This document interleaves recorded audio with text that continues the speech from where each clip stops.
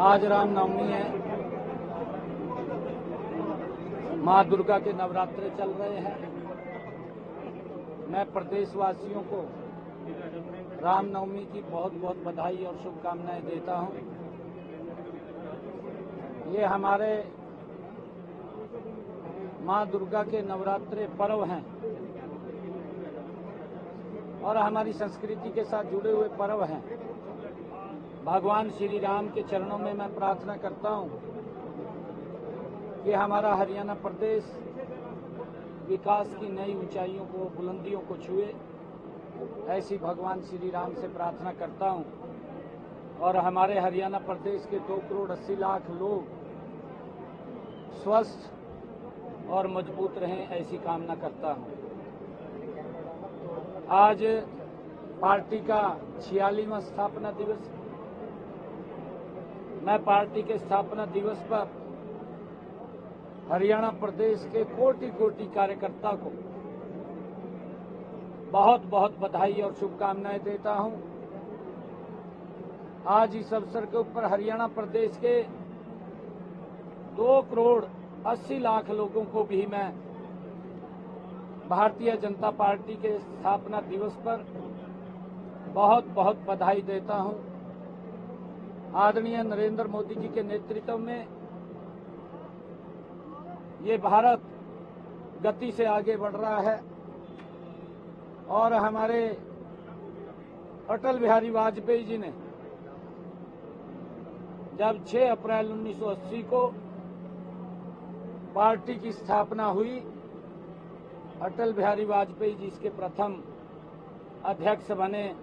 जनसंघ के बाद जब भारतीय जनता पार्टी के रूप में पार्टी का गठन हुआ, अटल बिहारी वाजपेयी जी प्रथम अध्यक्ष बने और उन्होंने जो संघर्ष किया, कोटि कोटि कार्यकर्ताओं की जो तपस्या थी, आज उसका परिणाम है कि भारतीय जनता पार्टी एक वट के वृक्ष के रूप में देश के लोगों को छांव देने का काम कर रही है।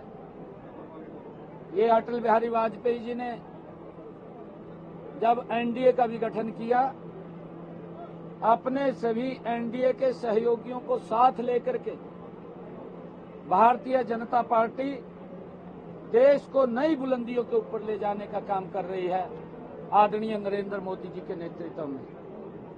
आज पंचकुला में पार्टी के स्थापना दिवस के अवसर पर हमने यहां पर जो हमारा अटल मार्ग है, अटल मार्ग और उसके साथ ही अटल पार्क, जिसमें अटल बिहारी वाजपेयी जी की स्मृतियों को जो यहां पर देखने के लिए आएंगे, उनको उनके जीवन के बारे में, उन्होंने जो जो संघर्ष किए हैं, वो यहां पर देखने को और उसको जानने को मौका मिलेगा।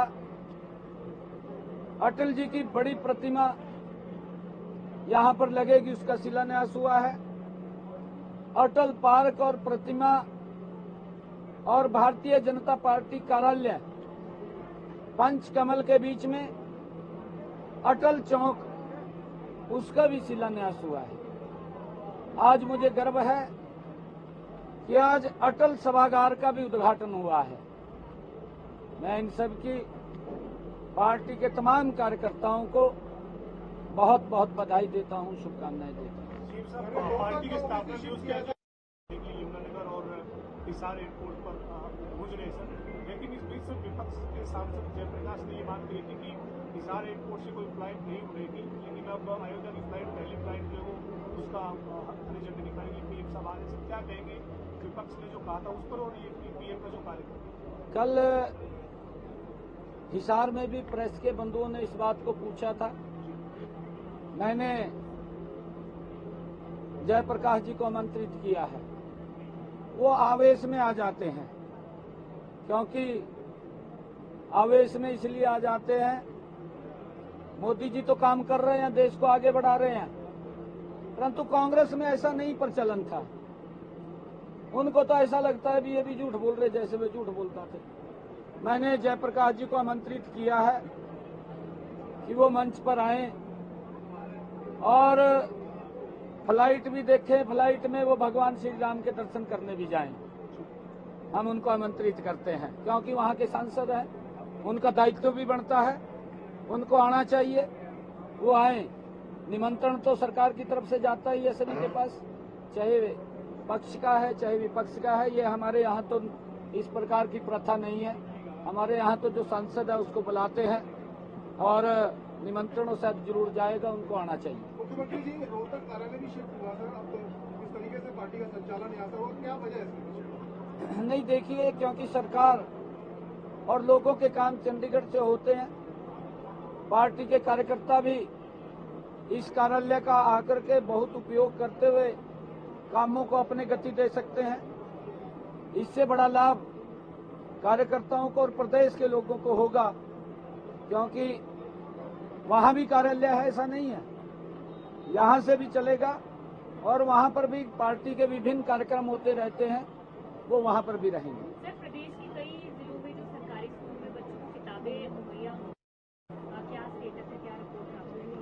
नहीं, देखिए, उसका टेंडर हो गया था, वो टेंडर से सारी प्रक्रिया आती है। टेंडर हो गया था, जल्दी ही वो बुक्स आ जाएंगी और बच्चों तक वो पहुंचेंगी। हमने इस बात को भी सुनिश्चित किया है कि जो प्राइवेट स्कूल्स के अंदर बच्चे वहां किताबें वो लेते हैं, किसी के साथ भी वो अन्याय ना हो, किसी को भी किताबों की आड़ के अंदर उनका शोषण ना हो, उसका भी ध्यान रखा जाए। सीएम साहब आज जो है वो रणदीप सुरजेवाला ने गारंटी दी थी हरियाणा के युवाओं को रोजगार की, लेकिन अब HKRN से टीचर्स को अलग अलग सिंचाई विभाग में अलग अलग जगह पर जो हटाए जा रहे हैं, नोटिस दिए जा रहे हैं, हटा भी दिए सरकारी कर्मचारी HKRN से, इसकी वजह क्या है सर? आपने बात की विभाग से? कोई ऐसा नहीं है। रणदीप सुरजेवाला कल भी मैं देख रहा था, वो ट्वीट पे ट्वीट करी जा रहे हैं। हमने ये कहा था, वो कल एक वीडियो भी मेरी दिखा रहा था, कहा जी पत्थर पे लकीर है। भाई, पत्थर पे लकीर आज भी है, आज भी पत्थर पे लकीर है। एक भी बच्चा कोई जिसको हमने सुरक्षित किया है 1,20,000 जिनका कार्यकाल 5 साल पूरा हो गया था, ऐसे युवाओं को हमने सुरक्षित किया है, किसी को भी नहीं हटाया जा रहा। ये तो खाली गुमराह करने का काम कर रहे हैं। क्या कारण है, कौन से विभाग में क्या हुआ है, वो जांच का विषय है, वो देख करके उसको करेंगे। वक्त की संपत्तियों की जांच मुख्यमंत्री ने वहां पे दे दी, आप लोग भी चेक कराएंगे यहाँ पर कितनी ऐसी संपत्तियां जो कब्जे में है, जिसको लेकर सरकार ने सुना होगा और कमेटी भी बन गई। मैंने उस कमेटी का भी जिक्र किया था कि हमारे कमिश्नर रोहतक के नेतृत्व के अंदर कमिश्नर करनाल एक कमेटी हमने बनाई है और उस कमेटी वो जांच करेगी, क्योंकि जो वक्फ बिल आया है वो मुस्लिम समाज के हित में है, वक्फ के हित के अंदर है, परंतु कांग्रेस को पीड़ा हो रही है। कांग्रेस की दाल रोटी बंद हो गई है, अब उनको तो लगने लगा भी भाई ये सारे काम मोदी जी ठीक कर रहे हैं। जो गलतियां कांग्रेस सरकार अपने वोट बैंक को सुरक्षित करने के लिए करती थी, मोदी जी उन सब गलतियों को कांग्रेस की सुधार रहे हैं।